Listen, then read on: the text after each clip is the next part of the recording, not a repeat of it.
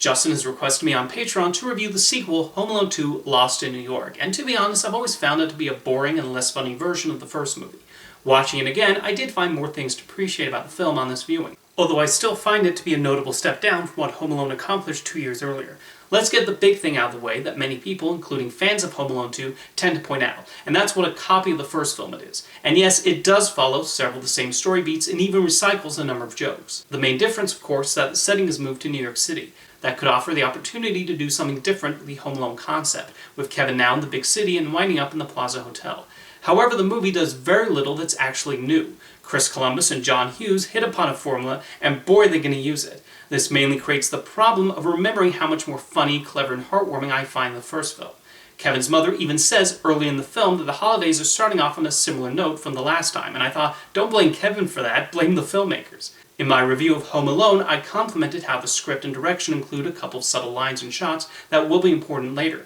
Well, there is nothing subtle about Home Alone 2. Even the way Kevin winds up in New York comes across as extremely contrived, although I will give the McCallisters credit for coming up with a clever solution to avoid forgetting Kevin at home again. In fact, let me name a bunch of other things I like about the film. Columbus has always been a great visually minded director, and he thinks of a lot of creative shots that really highlight how Kevin is just a child in this big city full of potential dangers at every corner, as well as the awe he feels when he wanders around the hotel and toy store. I know this seems like a strange compliment to give a Home Alone sequel, but the cinematography is legitimately great, and that's a credit to Julio Macat, who was the director of photography for the first 3 movies in the franchise. The highlight of Home Alone 2 absolutely comes from Tim Curry as the hotel concierge. Every time Curry is on screen, the film truly comes alive, so he takes simple lines and gives them a unique and delightful delivery. Curry's an actor who, even when he's in something that's not particularly good, he always makes you smile, and with Home Alone 2, you can tell how much he's enjoying himself playing this concierge who immediately suspects something about Kevin. I know he had a stroke in 2012, and that's why he rarely acts nowadays, but I really do miss seeing him in things. There's a reason the scenes most people tend to remember from the movie are the ones at the hotel, although what's surprising is Kevin leaves the plaza about halfway through, so there is sadly a lack of Tim Curry for much of the second hour. One more thing I appreciate about Home Alone 2 is how Kevin's father is depicted. He was not given that much of a focus in the first one, as we mostly see the mother's concerns about Kevin. He got more screen time in the sequel, and John Hurt did a great job of showing how genuinely worried Mr. McCallister is about his son. The rest of the family is still the worst, although I liked Kevin calling out Uncle Frank.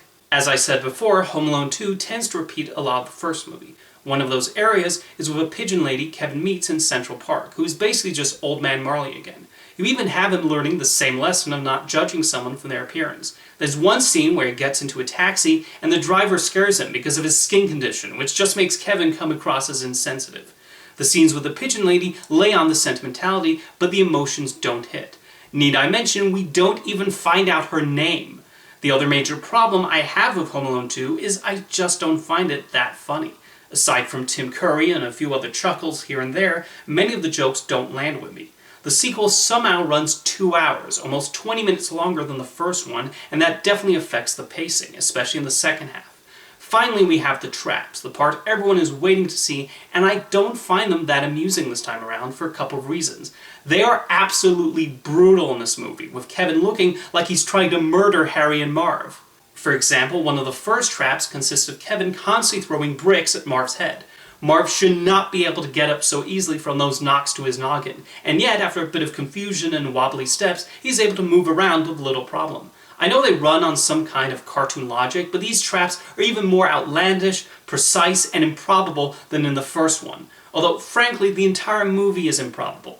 And at a certain point, I don't understand why Harry and Marv don't just leave before they get injured even more. They know what Kevin is capable of, and should notice he's more cunning and ruthless this time around.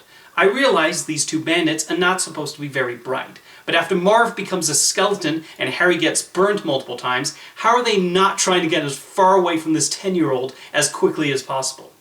To conclude, while Home Alone 2 does have its moments, I have trouble looking past how much of a rehash it feels like, and I'm just frequently reminded of what the first movie did so well. Anyway, let me know what you think of Home Alone 2 Lost in New York in the comments, and thank you for the request, Justin.